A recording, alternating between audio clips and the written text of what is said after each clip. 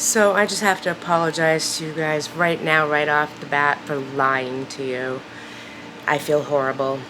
So you're in a hurry? Well, you better calm down. We're all friends around you, just join the fun. 'Cause if you're in a hurry, you're missing the point. Should enjoy the fruits of life instead of chasing coins. Because oh, it's a beautiful day. Hey friends, welcome back to the vlog. I know I said I was done with Cluckingham Palace, but I lied. I've done just a few more things that I wanted to update you guys with inside. One of them being an absolute crucial thing that we ended up having to do. I need to get those lights up, so I want to do that now. They're still in the box. And there is a couple finishing touches of decorating I want to do. So that's where we're at right now. So basically what happened was you saw the netting that Scott and I applied on a rod in here, which gave me like a 2-foot separation from the door to where the birds were. The problem I had with the netting is chickens are supposed to be like stupid animals, you know, they're supposed to be dumb and not very smart. These ones are geniuses. Let me just start by saying that I've never seen anything like it. My Roo, Sully, just looks at something and you can see everything turning. Everything is running through his mind and he's like, how can I get out of here? How can I open this? How can I get over it? Whatever the case may be, he is one smart Roo. And he's influential. He also brings the other Roos with him into this naughty behavior. And even though I had weights on the bottom holding the netting in place, he figured out that you can get out by going under that netting if you work hard enough and if you use your friends as backup.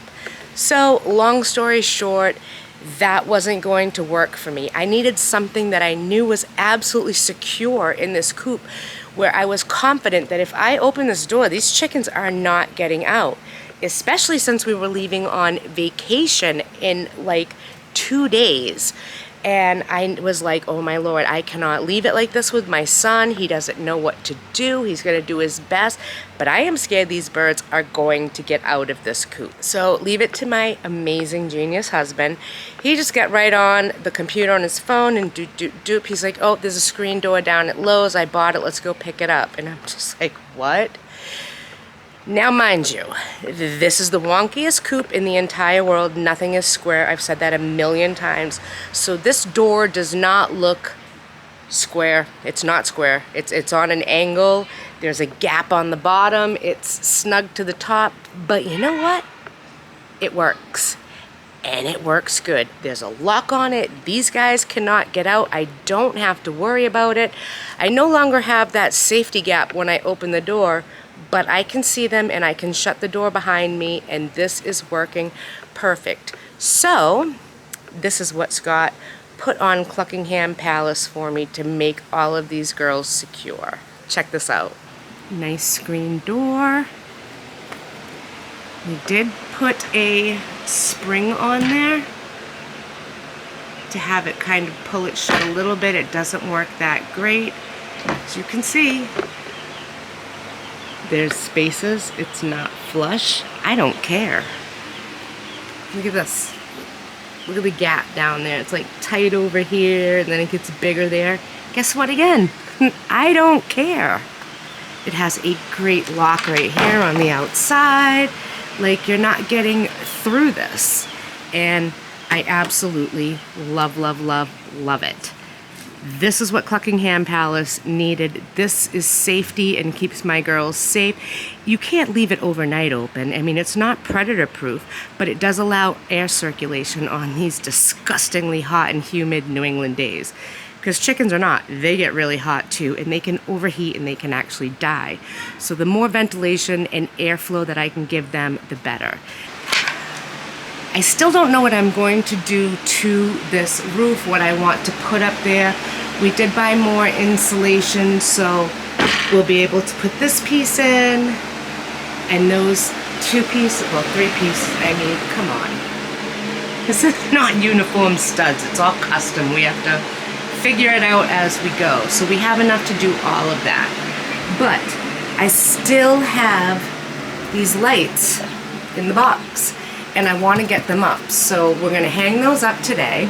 And then a few people were very quick to judge my chicken coop and saying that it was, you know, something very foolish I did and they're chickens and it's going to get so dirty, and that's just absolutely ridiculous. And everybody is entitled to their opinion, and yes, some people might think that my chicken coop is actually ridiculous. It's like a she shed. It's really nice, but this is what I wanted, and this is what works for me, and this is what I did for me. I'm not saying your chicken coop has to look like this. Like, anything is fine. As long as the chickens are safe and secure and happy and healthy, it doesn't really matter what they live in. I'm not bragging. I'm not trying to make people feel bad. I was fortunate enough to get an ice fishing hut for my chickens for free. I'm fortunate enough to be creative and savvy and know how to reuse and repurpose items. My husband is the same way. We have many things here on our homestead. We have 5 acres and an entire barn filled with random stuff. I have plywood, I have trim board, I have foam core board, I have insulation, I have old windows. I have lots of supplies at my hand, and I'm very fortunate and blessed for that. And I am by no means bragging. I don't want you to think that I am. I'm proud of my coop. I'm proud of all of this and how it came out and how hard Scott and I work and how beautiful it's going to be. Others were also quick to point out, like, you can't keep it clean. Well, yes, I actually can, and I'm going to show you how today. I do it about once a week, and once you do it, it's super easy. It's not time consuming, but that keeps the flies at bay. It keeps it from stinking. It keeps it nice, and that's just my way of doing it. So people have asked, and I'm just going to show you today how I really quickly give Cluckingham Palace a good clean, and we're going to hang up some lights. And if you remember, I had put these 2 sconces on the wall right here, and there's like nothing in them. I've been waiting.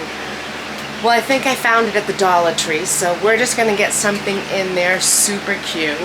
I also got another cute little sign at the Dollar Tree that I want to put in here.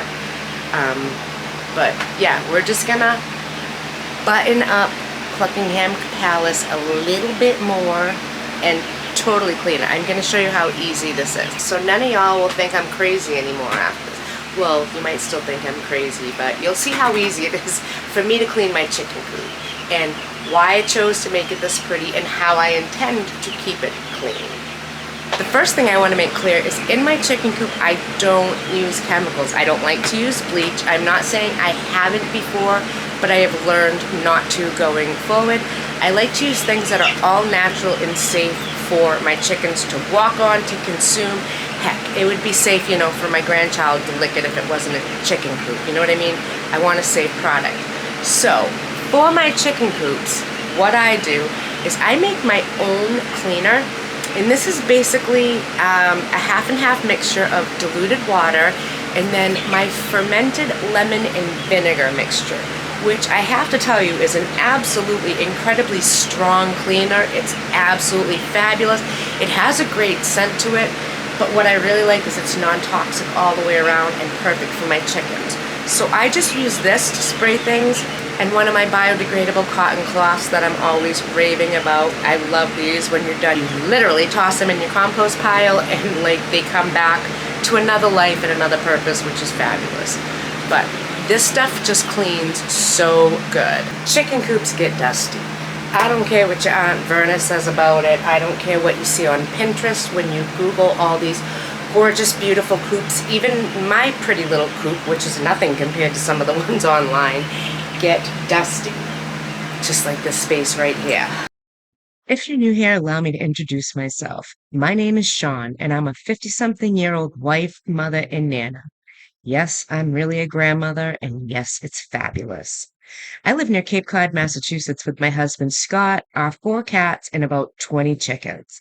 We own a couple businesses and we rent out commercial space here on our homestead, and my husband still works outside the home full time.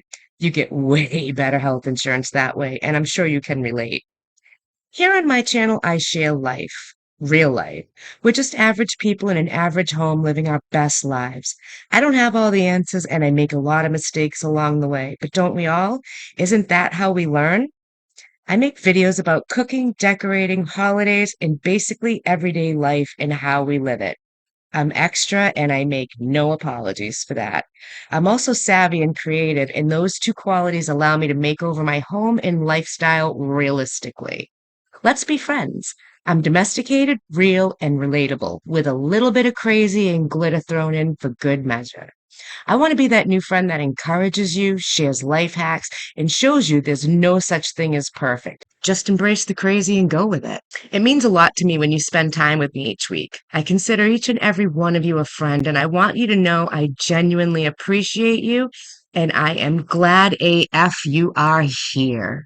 If you haven't yet, I would love it if you would consider hitting that subscribe button and joining the party. This isn't the envious side of YouTube. This is the realistic side, where sometimes projects are done in affordable phases, and that is okay. There's no keeping up with the YouTube Joneses here. Welcome to the party.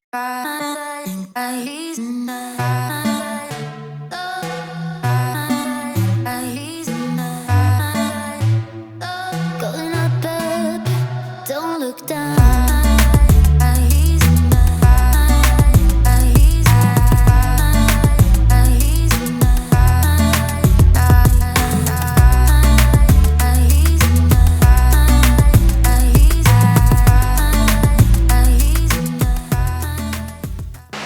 I got one up. Yay. No gravity when you're with me. Light years from home till I found you. A galaxy in front of me, going up above. Don't look down.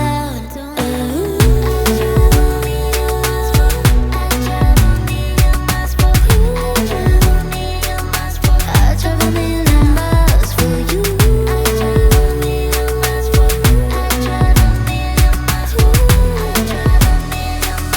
up up, don't look down.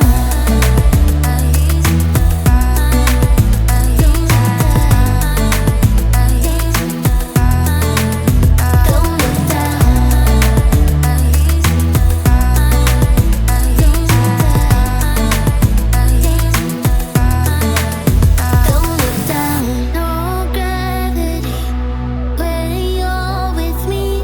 Light years from home till I found you. A galaxy in front of me, going up above. Don't look down.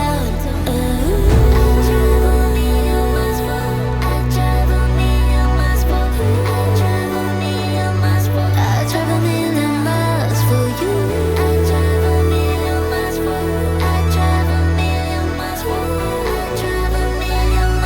up up, don't look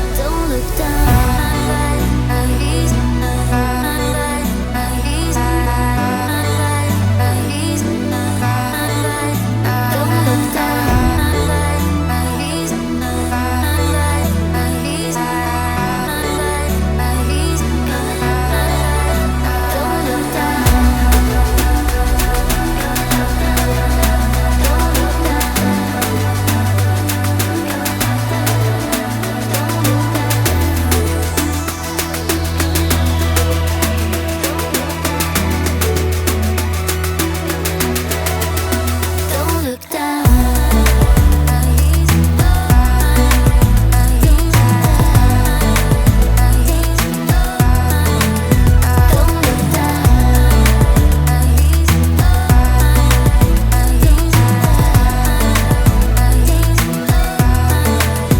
Don't look down. No gravity when you're with me. Light years from home. We're done. everything is dusted. It took me 15 minutes to dust my coop. So it isn't that much work. It's just about how much work do you want to put in? That's the question. And now I want to give the floor a wash, and I'm going to use some of that fermented lemon and vinegar that I have. I'm going to dilute it down with hot water. I have a specific mop just for my chicken coop. I'm just going to give the floor a once over.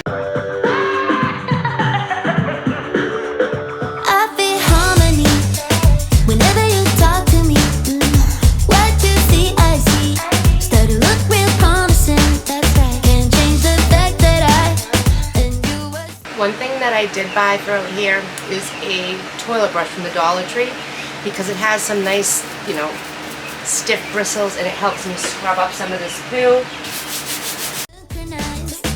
Let me take the lead, just a little bit of you'll see. Yeah, one day I'm gonna be loved by you. One day gonna be hugged by you. Someday it's gonna make sense to you. One day, Sunday, Wednesday, I put a spell on you. Lose your head, go anywhere. In my bed, we'll disappear. Know what you like, know what you need. So lose your head, follow me. Do you like the song when you're hypnotized? Open up your eyes, watch me hypnotize. Do you see the signs while you're hypnotized? I control your mind, hypnotized. I'm just about to start. You're out, outside, I see straight in your head. Stir up the wave, I whisper where and when. One day I'm gonna be loved by you. One day gonna be hugged by you. Someday it's gonna make sense to you. One day, Sunday, Wednesday, I put a spell on you. Lose your head, go anywhere. In my bed, we'll disappear. Know what you like, know what you need. So lose your head, follow me. Do you like the song when you're hypnotized? Open up your So now what I want to tell you guys about is the new plan for our chicken run. If you've watched my channel before, you're familiar with the fact that we always had a chicken run that was always right there in this space that you can't see. That chicken run is actually over here right now. We had to move it from the spot it was in. The flooding in this area, it retains about 8 to 10 inches of water. So we had DigSafe come down and mark it. We have guys that are coming down, bringing some loads of sand and some loads of stone. And we're gonna be putting in a few French drains in this area so that we can put the run back. But I don't necessarily want to use that run for the chickens. I have way too many now. It worked good when there was 6. It's not 6 anymore, there's 19. So, this is the back side of the coop that leads around to the front. This is the front of the coop that, you know, is in the front of my house. What we're going to do is right here, we're going to put a fence up. It's going to go across to this fence. So they will have this whole area I'm walking through right now. They're going to have all of this space that you see right here. We're going to be putting up a panel of fencing here so they cannot get through. We are going to be putting some chicken wire underneath our shed so that the little ones cannot get under there, and neither will the big ones be able to, because I'm not chasing eggs. From the corner of this coop straight this way to the corner of that shed, we're going to be putting up a fence. I envision a picket fence with an arch right here and a swinging gate. So this space is actually going to become where the chickens will go, and it's perfect because once that door is open, they're contained. Now, I did purchase netting. We have enough netting to go from the top of our shed all the way to the end of that coop.